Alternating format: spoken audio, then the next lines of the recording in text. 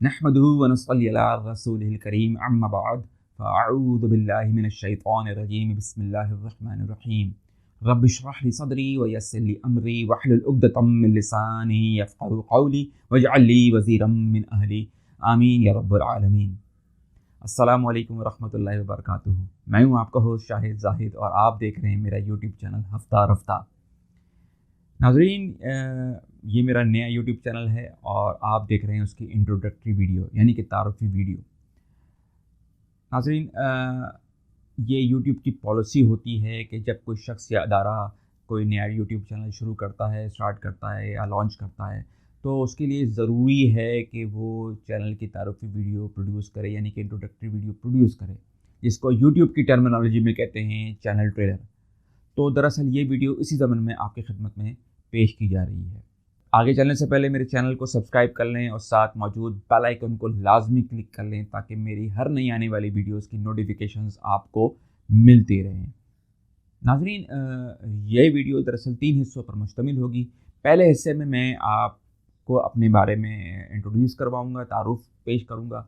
दूसरा हिस्सा जो होगा वो होगा चैनल के नाम के हवाले से और उसके अगराज़ व मकासद के बारे में। और तीसरा जो हिस्सा होगा इस वीडियो का वो होगा चैनल पर किस किस्म का कंटेंट आप लोगों के लिए अपलोड किया जाएगा। तो चलते हैं जी, प्रॉपर इस वीडियो को स्टार्ट करते हैं। नाज़रीन, मेरा नाम जैसे कि मैंने आपको बताया कि शाहिद ज़ाहिद है और मैं दरअसल इलेक्ट्रॉनिक्स इंजीनियर हूँ। इलेक्ट्रॉनिक्स इंजीनियरिंग करने के बाद मैं एक टीवी चैनल के साथ मुंसलिक हो गया और वहाँ as a senior TV engineer की हैसियत से वाबस्ता हूँ और अपनी खिदमत सरअंजाम दे रहा हूँ। नाज़रीन, बचपन से ही मुझे कुछ लिखने लिखाने का शौक़ था। कुछ पैराग्राफ्स मैं इंग्लिश में लिखा करता था, फिर एसेज़ वगैरह में लिखा करता था। तो क्योंकि इसकी वजह ये थी कि मेरे वालिद साहब भी जर्नलिस्ट थे, तो उनको देखकर कुछ ना कुछ मैं लिखा करता था। लेकिन जब जॉब लगी तो फिर ये मेरी जो हॉबी है वो मैंने सोचा कि इसको पैशन में कन्वर्ट किया जाए और इसके लिए फिर मैंने मैस कम्युनिकेशन यूनिवर्सिटी से पास आउट कर ली। और मैस कम्युनिकेशन को पास आउट करने के बाद फिर मैंने जो है फ्रीलांसिंग के हैसियत से मैंने अपना करियर का आगाज़ भी किया जर्नलिज़म के अंदर। और उस वक्त डॉन अखबार के साथ एज अ फ्रीलांसिंग का काम किया। और उस टाइम जो है डॉन अखबार का एक वीकली मैगज़ीन निकला करता था, साई टेक वर्ल्ड। वो साइंस एंड टेक्नोलॉजी पर मुश्तमिल होता था और उसके जो सब एडिटर थे वो खालिद रहमान साहब थे। तो उसमें मैं अपने आर्टिकल्स को कंट्रीब्यूट करता था। वो खालिद रहमान साहब मेरे आर्टिकल्स को पसंद करते थे और वो मेरे आर्टिकल्स को शाया करते थे। तो इस तरह से ये फ्रीलांसिंग का सफ़र जो है ना प्रिंट मीडियम का मेरा स्टार्ट हुआ। फिर वक्त आया, जनाब परवेज़ मुशर्रफ साहब की गवर्नमेंट आई पाकिस्तान में, उन्होंने इंफॉर्मेशन टेक्नोलॉजी को पाकिस्तान में मुतारिफ़ कराया। और उस वक्त के वज़ीर जो हैं डॉक्टर अताउर रहमान साहब, उन्होंने आईटी का एक सेटअप बनाया पाकिस्तान में, बड़ा ज़बरदस्त सेटअप बनाया। उस आईटी की अफादियत को देखते हुए डॉन अखबार ने फिर इंटरनेट के हवाले से एक माहाना मैगज़ीन शाया करना शुरू किया जिसका नाम था स्पाइडर। तो स्पाइडर मैगज़ीन के लिए भी फिर मैंने अपनी आर्टिकल राइटिंग शुरू की, उनके साथ भी एज अ फ्रीलांसर फिर मैंने अपने आर्टिकल को कंट्रीब्यूट किया। फिर ये सफ़र चलता रहा। फिर इस्लामाबाद से एक मैगज़ीन लॉन्च हुई टेलीकम्युनिकेशन के हवाले से। तो उन्होंने मुझे उस वक्त उनके जो चीफ़ एडिटर थे वो इनामुर रहमान साहब थे और उन्होंने मुझे as a resident editor Karachi में उन्होंने मुझे अपॉइंट किया। और फिर मैंने वहाँ पर भी उसी मैगज़ीन के लिए भी फिर मैंने अपनी जो ना खिदमत सरअंजाम दी और आर्टिकल मैंने उसके लिए मैगज़ीन के लिए कंट्रीब्यूट करता शुरू कर दिया मैंने। फिर इस साथ साथ फिर एक और मैगज़ीन लॉन्च हुई इस्लामाबाद से ही, उसका नाम था फ्लेयर मैगज़ीन। तो फ्लेयर में भी इंफॉर्मेशन टेक्नोलॉजी और टेलीकम्युनिकेशन के हवाले से मैंने आर्टिकल्स कंट्रीब्यूट किए। नाज़रीन, ये वो ज़माना था जब पाकिस्तान में नया नया केबल टेलीविज़न लॉन्च हुआ। केबल टेलीविज़न के आने के बाद सैटेलाइट रिसीवर्स की और सैटेलाइट इक्विपमेंट्स की बड़ी तेज़ी से डिमांड बढ़ी। तो फिर उन केबल ऑपरेटर्स को इंफॉर्मेशन प्रोवाइड करने के लिए फिर एक दुबई से मैगज़ीन लॉन्च हुई। उसके भी सब एडिटर जो बल्कि चीफ एडिटर कहेंगे उनको, खालिद रहमान साहब थे। उन्होंने मुझसे कांटेक्ट किया कि यार आपकी तो ये फील्ड है इलेक्ट्रॉनिक्स फील्ड, तो आप इनके लिए भी लिखें। तो फिर वो रिसीवर्स की अनबॉक्सिंग करना, रिसीवर्स के बारे में स्पेक्स लिखना, उसको टेस्ट करना, फिर उसके बारे में सारी डिटेल लिखना केबल ऑपरेटर्स को, उसके बारे में इंफॉर्मेशन प्रोवाइड करना। तो वो जो है मैं उसमें उस मैगज़ीन के लिए भी फिर मैंने अपनी आर्टिकल कंट्रीब्यूशन की। नाज़रीन, फिर ये सफ़र मज़ीद आगे बढ़ता है और लाहौर से एक मैगज़ीन निकलती है, उसका नाम है, अब वो अभी भी निकलती है कभी कभार, वो इंडस्ट्रियल टेक्नोलॉजी के हवाले से निकलती है, उसका नाम था टेक्नोबिज़। तो उसके लिए भी मैंने फ्रीलांसिंग के ऐसे से अपनी आर्टिकल राइटिंग कंट्रीब्यूट करता रहा उनके साथ, और एक ये अच्छा सिलसिला चलता रहा। नाज़रीन, परवेज़ मुशर्रफ साहब के विज़न के मुताबिक आईटी पाकिस्तान में जब उसका बूम आया तो पाकिस्तान में डिजिटल मीडिया ने भी कदम जमाए अपने। तो उसी डिजिटल मीडिया की हिफाज़त को आने वाले वक्तों में उसके मामलात को देखते हुए फिर मैंने भी डिजिटल मीडिया में कदम रख दिया और अपनी एक वेबसाइट लॉन्च कर दी। वेबसाइट लॉन्च करने के बाद फिर मैंने उसमें ब्लॉगिंग शुरू किया। उसके बड़े मुझे बेहतरीन किस्म के फ़वाइद मिले और उसके फ़ायदा ये हुआ कि मुझे लिखने की मेरी और जो ना कैपेसिटी बढ़ गई, और लेकिन उसकी वजह से फिर मुझे और भी चीज़ें मुझ पर मुनकशिफ हुई कि जनाब आर्टिकल जो है ना गूगल के ऊपर ऐसे ही रैंक नहीं हो जाते, उसके लिए एक टर्मिनोलॉजी इस्तेमाल की जाती है, सर्च इंजन ऑप्टिमाइजेशन।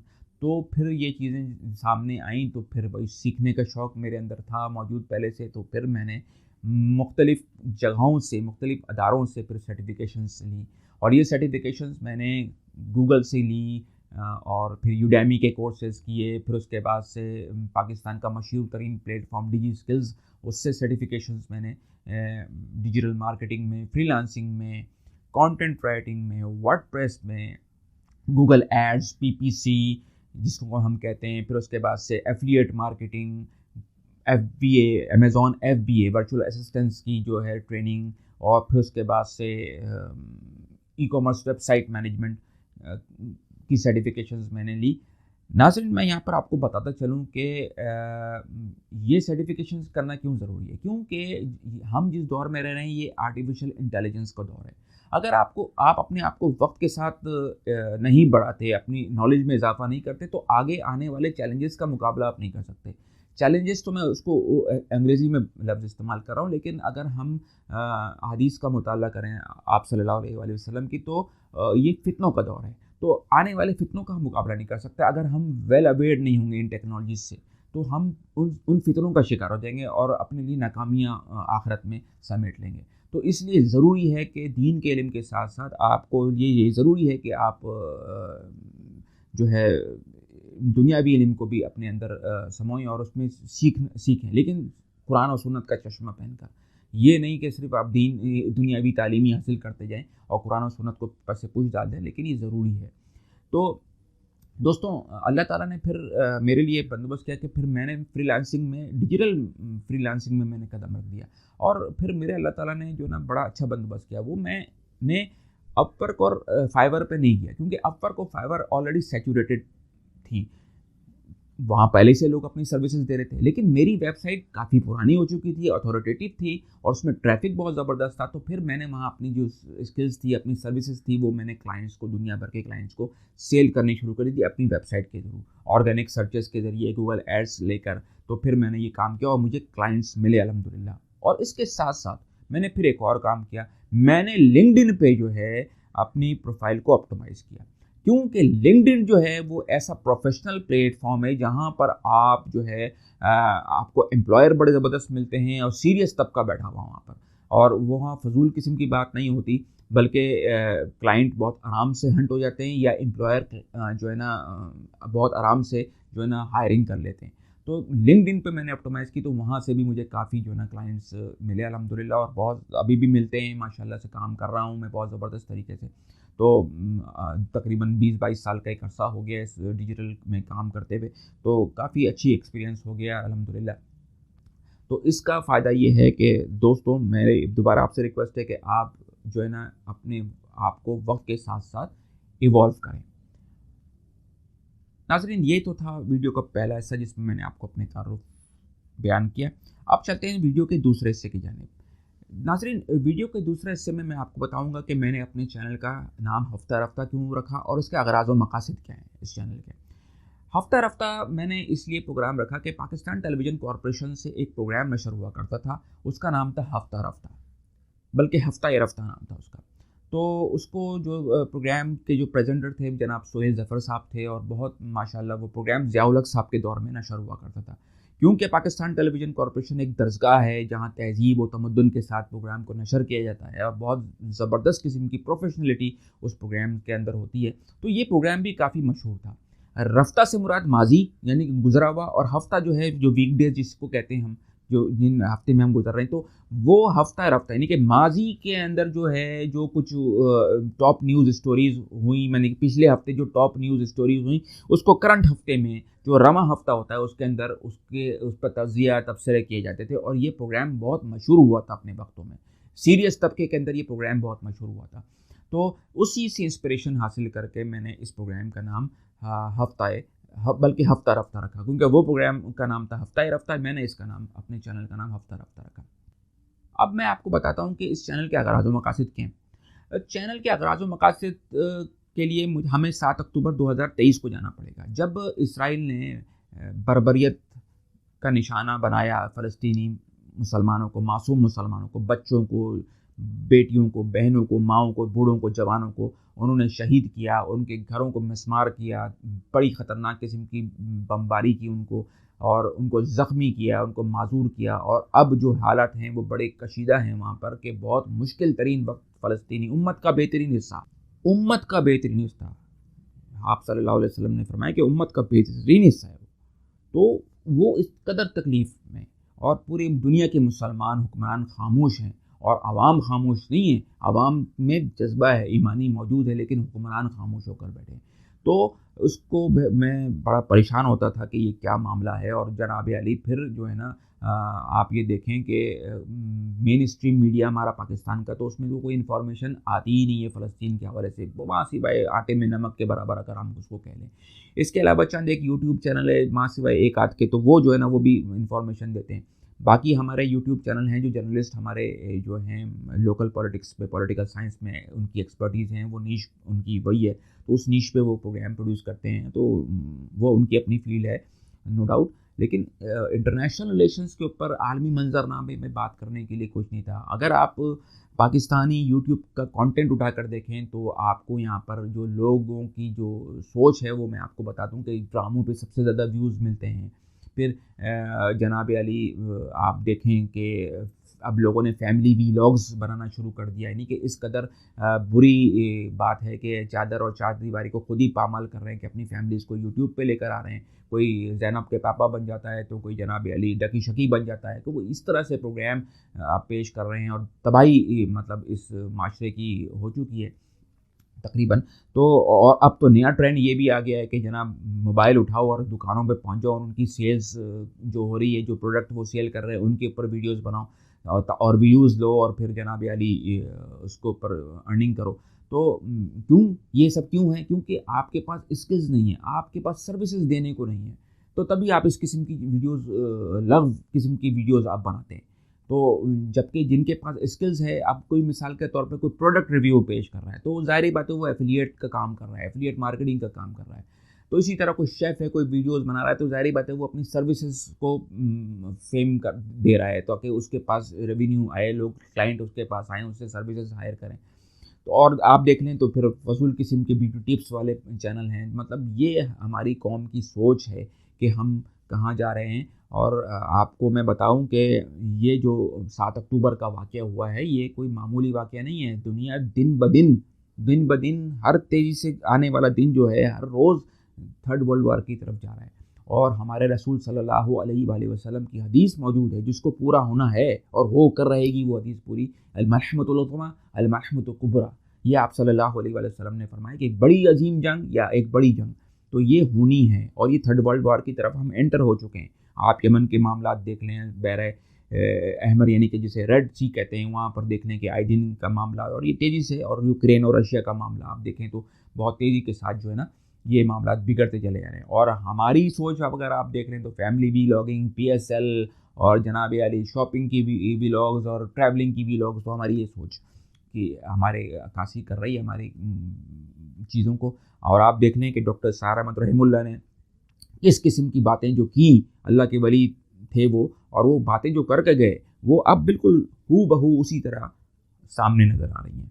तो मैंने फिर इस चीज़ को मद्देनज़र रखते हुए, क्योंकि इंट्रोवर्ट्स के पास, इंट्रोवर्ट जो कि वो तबका होता है जो कि सोचता है, अकेले तन्हा रहता है, वो सोचता है, दिमाग तदब्बुर करता है, गौर व फिक्र करता है, उसके पास कोई कंटेंट नहीं आ रहा था। मासी भाई चंद एक चैनल के। तो फिर मैंने सोचा कि क्यों ना अपना ऐसा चैनल लॉन्च किया जाए, क्योंकि मुझे मोनेटाइजेशन की तो फ़िक्र ही नहीं, क्योंकि मैं ऑलरेडी फ्रीलांसिंग कर रहा हूँ। तो मुझे मुझे कोई शौक़ नहीं है कि मैं वीडियोज़ दिन में 3-3 वीडियोज़ अपलोड कर दूँ और उससे मैं मोनेटाइज़ होकर मैं जनाब अली अर्निंग करूँ। मुझे इस चीज़ की ज़रूरत है। लेकिन असल में मामला क्या था कि मामला ये कि आलमी मंजरनामा बहुत तेज़ी से और जो जिस तरह से जो उसके असरात पाकिस्तान पर और इस्लाम पर पड़ रहे हैं, इसके लिए ज़रूरी था कि एक यूट्यूब चैनल लॉन्च किया जाए और उन लोगों को जो कि एक सीरियस तबका है पाकिस्तान के अंदर, जो गौर व फ़िक्र करता है, उनके पास कोई इन्फॉर्मेशन दी जाए, उनको इन्फॉर्मेशन शेयर की जाए, ताकि वो लोगों तक बातों को पहुँचाएँ। क्योंकि माशरे का जो ब्रेन होता है वो उससे बड़ा असर पड़ता है माशरे में, और दावत का काम बड़ा ज़बरदस्त होता है इससे। तो नाज़रीन, ये चीज़ें देखते हुए फिर मैंने ये चैनल अपना लॉन्च किया, क्योंकि मेरी जो नीश है वो है इंटरनेशनल रिलेशंस। क्योंकि जब मैंने मैस कम्युनिकेशन की थी तो मैस कम्युनिकेशन पे मेरा माइनर सब्जेक्ट इंटरनेशनल रिलेशंस दिया था। मेरा पॉलिटिकल साइंस मेरा सब्जेक्ट नहीं है, क्योंकि मैं लोकल पॉलिटिक्स में कमांड नहीं रखता। तो मेरी कमांड जो है इंटरनेशनल रिलेशंस के ऊपर है। आलमी मंजरनामा जो कि उस वक्त तेज़ी से बदल रहा है, और क्या असरात हम पाकिस्तान पर पड़ेंगे, क्योंकि पाकिस्तान एक बड़ी अहम रियासत है, जो नज़रियाती रियासत है, क्योंकि ये इस्लाम के नाम पर बना। तो इसको पाकिस्तान पे जब इफ़ेक्ट होगा तो समझिए कि इस्लाम पर भी इफ़ेक्ट होगा।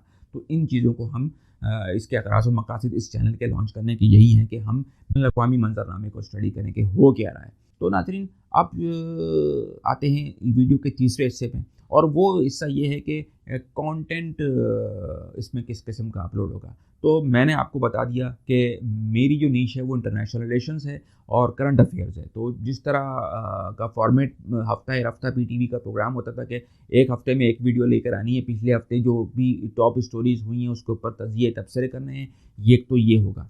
लेकिन साथ साथ मैस कम्युनिकेशन के स्टूडेंट्स के लिए मैं आपको बता दूं कि देखें, मैस कम्युनिकेशन और डिजिटल मार्केटिंग का चोली दामन का साथ है। क्योंकि डिजिटल मार्केटिंग को चाहिए कंटेंट, एसईओ को चाहिए कंटेंट, गूगल एड्स को चाहिए कंटेंट, एफिलिएट मार्केटिंग को चाहिए कंटेंट। तो इसमें मैस कम्युनिकेशन के स्टूडेंट्स के लिए मैंने कुछ कोर्सेज भी मैं लेकर आऊँगा, लेकिन गाहे बगाहे लेकर आऊँगा, क्योंकि मेरी मेन नीश तो इंटरनेशनल रिलेशन है। लेकिन मैं अपने जर्नलिस्ट दोस्त जो पढ़ रहे हैं या जो काम कर रहे हैं, क्योंकि आपको पता है कि डिजिटल मीडिया आने के बाद लोग वेबसाइट्स के ऊपर भी अब जाकर लिखते हैं जर्नलिस्ट, तो उनको एसईओ का पता होना चाहिए, उनको कंटेंट राइटिंग का पता होना चाहिए, उनको डिजिटल मार्केटिंग का पता होना चाहिए, उनको गूगल एड्स का पता होना चाहिए। क्योंकि देखें, कंटेंट मैस कम्युनिकेशन के पास कंटेंट है और डिजिटल मार्केटिंग को कंटेंट चाहिए। तो मैस कम्युनिकेशन वाले को पता है कि ये कंटेंट किस तरह से लिखा जाता है। मिसाल के तौर पे गूगल एड्स पे अगर आप ऐड लगा रहे हैं तो आपको मालूम होना चाहिए कि ऐड कॉपी किस तरह से बनेगी, उसका क्वालिटी स्कोर क्या होगा, ताकि वो रेलेवेंट पेज पे लैंड करेगा, तब तो जाकर आपकी क्वालिटी स्कोर बढ़ेगा और आपकी गूगल जो है ना आपके एड्स को नंबर 1 पर शो कराएगा गूगल सर्च इंजन पेजेस के ऊपर, SERPs पर। तो ये चीज़ें इसके अलावा मैं आपको बताऊंगा अमेज़ॉन FBA के बारे में कि किस तरह से अमेज़ॉन FBA पे काम किया जाएगा। तो ये सब चीज़ें वक्तन फ़वक्तन मैं दरमियान में लेकर आऊँगा। लेकिन क्योंकि मैं ख़ुद भी एक मसरूफ़ आदमी हूँ, मेरे क्लाइंट्स मौजूद हैं, उनकी सर्विसेज उनको देनी होती, तो उस तरह से मैं जो है ना नहीं कर सकूँगा जिस तरह से नॉर्मल यूट्यूबर्स करते हैं कि दिन में 3-3 वीडियोज़ को अपलोड कर रहे होते हैं ताकि उनके पास मुख्तलिफ़ कीवर्ड्स के ऊपर व्यूज़ आएँ। तो मैं ऐसा नहीं हूँ, क्योंकि मेरा मेन मकसद तो यहाँ पर अर्निंग करने के लिए नहीं आया। अर्निंग करने के लिए मेरे पास प्लेटफॉर्म्स दूसरे हैं, लेकिन यहाँ पर मैं एक अवेयरनेस पैदा करने के लिए आया। तो सारी बात है, उसी हिसाब से मैं अपनी फ्रिक्वेंसी वीडियोज़ की रखूँगा। हफ्ते में 1 मरतबा वीडियोज़ आने की कोशिश करूँगा, क्योंकि अब पाकिस्तान में रमज़ान की आमद है, 2024 है और उसका रमज़ान आने वाला है। तो डॉक्टर सार अहमद की तंजीम इस्लामी की जानिब से पूरे कराची में मुख्तलिफ़ जगहों पे ये दौरा तर्जुमा कुरान का एहतमाम किया गया है। तो ज़ाहिर सी बात है कि मैं भी एक मुसलमान हूँ, मेरा भी शौक़ है कि मैं भी कुरान को सीखूँ जाकर और उसको समझूँ कि मेरे रब ने मुझे दुनिया में भेजा है तो किस मकसद के तहत भेजा है। तो वो सारा पैगाम उसमें है। तो मैं जाकर रमज़ान में तरावियाँ भी दौरा तर्जुमा कुरान की अटेंड करूँगा। तो हो सकता है कि वीडियोज़ कम आएँ या हो सकता है ना भी आएँ। तो इंशाअल्लाह फिर ईद के बाद जैसे ही शवाल ख़त्म हो जाएगा, तो जैसे ही ईद आएगी, ईद ख़त्म हो गई, तो उसके बाद फिर इंशाअल्लाह अल्लाह ने अगर ज़िंदगी दी तो फिर इंशाअल्लाह हफ्ता रफ्ता जो है आपके सामने फिर उस प्रोग्राम के तहत मैं हाज़िर होऊंगा और जो है ना आपको लेटेस्ट इन्फॉर्मेशन करंट अफेयर्स के हवाले से मैं शेयर करूँगा। वीडियो पसंद आने पर इस वीडियो को लाइक कर दीजिएगा, शेयर कर दीजिएगा और मेरे चैनल यूट्यूब की जो इस चैनल हफ्ता रफ्ता को सब्सक्राइब कर लें और साथ मौजूद बेल आइकन को लाजमी क्लिक कर लें ताकि मेरी हर नई आने वाली वीडियोस की नोटिफिकेशंस आपको मिलती रहें। तो अपने होस्ट शाहिद जाहिद को इजाज़त दीजिए, अपना ढेर सारा ख्याल रखिएगा। मिलते हैं नेक्स्ट वीडियो में। तब तक के लिए सुब्हानक अल्लाहुम्मा व बिहम्दिका अशहदु अन ला इलाहा इल्ला अंत अस्तगफिरुका व अतूबु इलैक। अस्सलामु अलैकुम व रहमतुल्लाहि व बरकातुहू।